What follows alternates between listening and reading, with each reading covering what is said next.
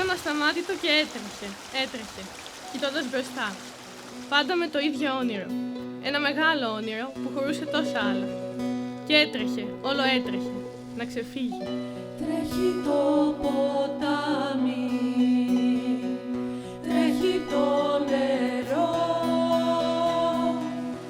ένα όνειρο απιαστό, ασταμάτητο. Στη Ραφίνα συντελείται πραγματικά ένα τεράστιο περιβαλλοντικό έγκλημα. Το πρόγραμμα είναι να τσιμεντοποιηθεί και να γίνει κλειστός αγωγός 17 χιλιόμετρα ενός φυσικού ποταμού.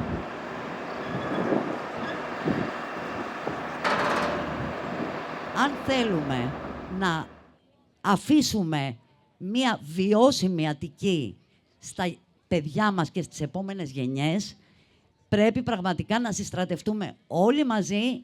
Έχουμε την αισιοδοξία ότι στο τέλος αυτός ο αγώνας θα δικαιωθεί. Το θέμα είναι να το καταφέρουμε αυτό προτού γίνει τεράστια καταστροφή στο μεγάλο ρέμα. Εκεί που φύτρωνε φλισκούνι κι αγριαμέντα και έβγαζε γη το πρώτο της κυκλάμινο, τώρα χωριάτες παζαρεύουν τα τσιμέντα και τα πουλιά πέφτουν νεκρά στην Υψηκάμινο. Για το ρέμα Ραφίνας έχουν γίνει πολλές νομικές ενέργειες που είναι όλες αυτή τη στιγμή σε εξέλιξη. Ευελπιστούμε ότι σύντομα θα έχουμε τα πρώτα αποτελέσματα. Ο αγώνας για το μεγάλο ρέμα Ραφίνας δεν αφορά μόνο αυτό το ποτάμι. Αγωνιζόμαστε και για τον Ερασίνο, το άλλο ελεύθερο ποτάμι της Αττικής.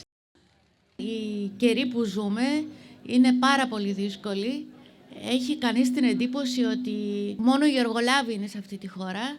Εύχομαι να πάνε καλά οι αγώνες, όχι μόνο για τη Ραφίνα, για πλήστα άλλα σημεία της χώρας που άνθρωποι, πρωτοβουλίες μάχονται. Oh, the river is white, the river it touches my life like the wave to the sun. Το Μεντίνα χαιρετίζει αυτή την πρωτοβουλία σήμερα, όπως και πολλές άλλες πρωτοβουλίες της κίνησης. Είναι η πρώτη φορά που γιορτάζεται πανευρωπαϊκά και ευρύτερα η ημέρα απομάκρυνσης φραγμών και εμποδίων από ποταμούς, η ημέρα για τα ελεύθερα ποτάμια. Τα προβλήματα είναι εδώ, πρέπει να λυθούν. Συγχαρητήρια στην κίνηση για τον αγώνα που δίνει.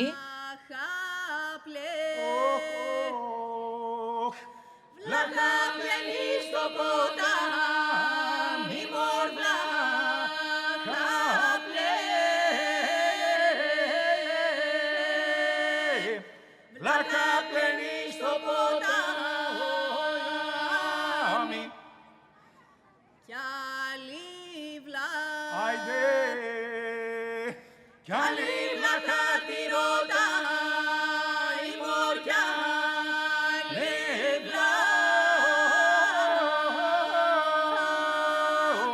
κι άλλη βλάκα τη ρωτάει βλάχαντη. Σε άκουσα να φωνάζεις. Βοήθεια! Κάποιος να με βοηθήσει. Χάνομαι. Κι εγώ είχα χαθεί.